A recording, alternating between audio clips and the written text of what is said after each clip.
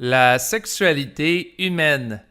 Avertissement, par rapport aux propos tenus dans le cadre de cet enregistrement, je vous ne demande pas de croire ce qui est dit, mais plutôt de vérifier par vous-même si cela est réel avec votre ressenti ou votre intellect.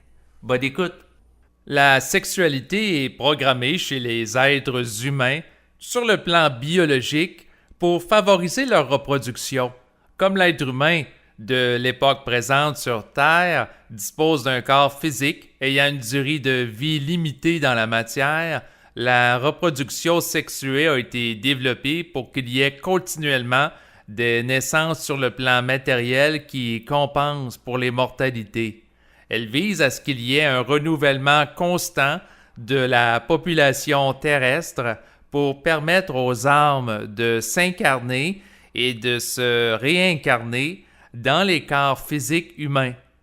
Les humains ont été programmés pour avoir des rapports sexuels de par les entités qui ont conçu leur corps physique.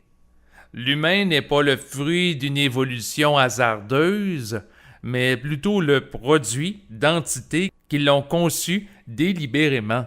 Une personne inconsciente peut tomber enceinte sans l'avoir décidé volontairement en ayant eu des rapports sexuels sous l'influence de pulsions sexuelles et d'entités qu'elle subit.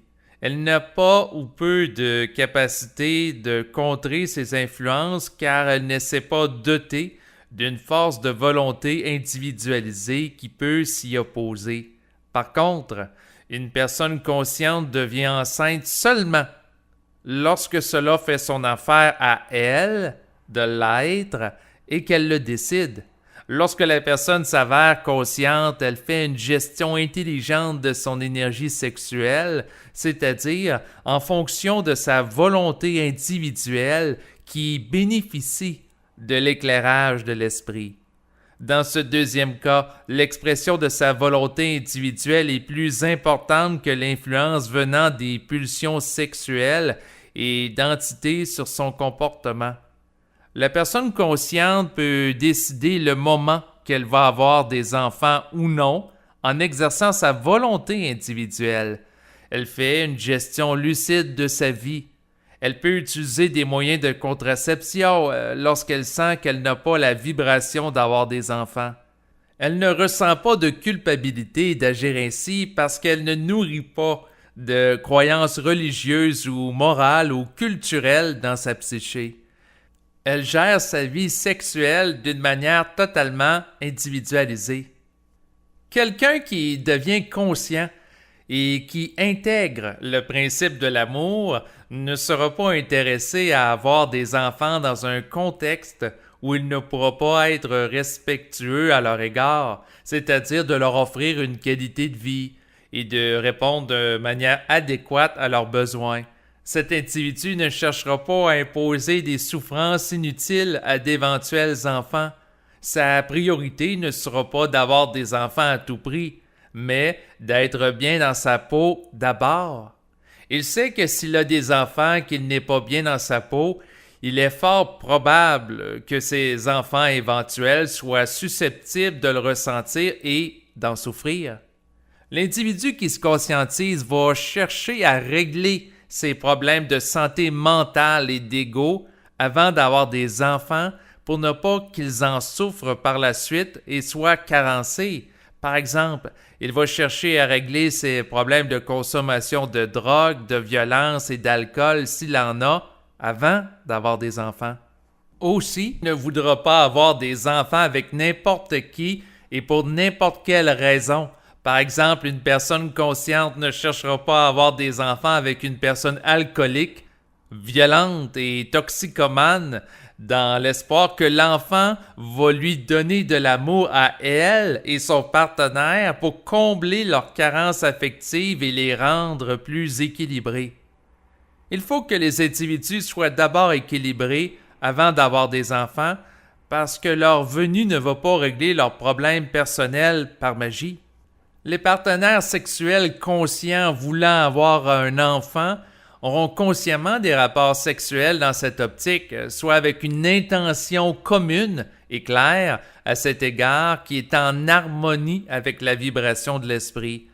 Ils auront une mesure vibratoire venant du plan mental lorsqu'ils seront prêts à être des parents pour élever adéquatement des enfants. Par conséquent, ils vont avoir les enfants seulement lorsqu'ils auront atteint un degré de maturité adéquat pour être en mesure de les accompagner correctement dans leur développement. L'individu conscient n'aura pas de tabou et de préjugés à l'égard de l'acte sexuel. Il sera très différent de gens de générations précédentes qui voyaient la sexualité comme étant sale ou un acte de péché. Ainsi, il ne se sentira pas coupable de se masturber ou d'avoir des rapports sexuels sans être marié. Il aura un regard neutre et objectif sur la sexualité de par son accès à la science de l'esprit. Il pourra exprimer ou non sa sexualité sur le plan physique de par sa volonté consciente et individualisée. L'individu conscient ne vivra pas nécessairement l'acte sexuel seulement à des fins de reproduction. Il pourra le vivre aussi pour se détendre lorsqu'il présente une forte tension énergétique ou à des fins d'échange d'énergie.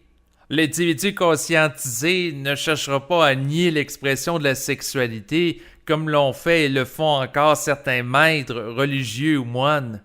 À la différence de certains d'entre eux, il ne croira pas que l'évolution de la conscience passe automatiquement par la chasteté. Il ne voudra pas avoir des relations sexuelles avec des partenaires multiples pour nourrir de l'orgueil envers sa personne. Il ne cherchera pas à se créer un faux sentiment d'identité s'y rapportant.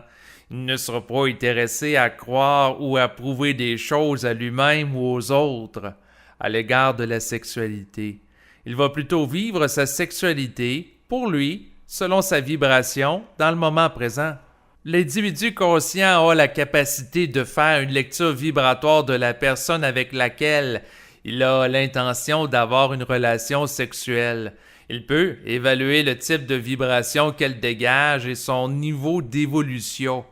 Il ne sera pas intéressé à avoir des rapports sexuels avec une personne qui a une vibration lourde, très basse et astrale, et cela même si elle présente un corps physique d'une grande beauté. Autrement dit, il a un regard qui va au-delà de la forme et il perçoit l'énergie qui se dégage des gens dans leur globalité. Il est conscient qu'à travers l'acte sexuel l'impliquant, il se produit un échange d'énergie entre lui et son partenaire sexuel. Donc, il sait que la vibration de son partenaire peut l'imprégner. Par conséquent, il va préférer avoir un rapport sexuel avec une personne qui a une vibration mentale et vitalisante, plutôt qu'astrale et lourde, teintée d'émotions n'étant pas intégrées et sous influence d'entités négatives. Dans cette optique, il sait que la vibration astrale de la personne peut tenter de l'imprégner. Il est conscient que si cela arrive, il devra faire des efforts pour contrer cette influence et rester en contact avec la vibration mentale. L'individu conscient n'est pas intéressé à ce que son niveau vibratoire s'abaisse et que sa structure d'énergie de son aura soit colorée par la vibration d'humains et d'entités inconscients. Il ne cherchera pas à être sous l'influence d'entités astrales qui peuvent être liées inconsciemment à un éventuel partenaire sexuel avec un faible taux vibratoire et inconscient. En fait, que cela soit à travers l'acte sexuel, un massage ou une conversation entre deux personnes, il y a toujours les mêmes enjeux d'influence énergétique d'une personne vers l'autre lors de leurs interactions. L'individu conscient y porte attention et sait être sélectif pour le choix d'un partenaire sexuel. De plus, ce n'est pas parce qu'une personne qui commence à s'éveiller perçoit plus la vibration des gens que cela la dispense pour autant de porter des préservatifs lors de rapports sexuels avec des personnes qui sont à risque de transmettre des maladies sexuelles, selon les critères de la science médicale moderne. Comme la capacité de perception vibratoire est embryonnaire à l'époque présente, l'individu ne doit pas se croire par orgueil au-dessus des recommandations en matière de prévention des infections transmissibles sexuellement de la science médicale de notre époque en Occident, visant une saine hygiène de vie. Voici ce qui finalise la lecture du texte qui porte sur la sexualité humaine.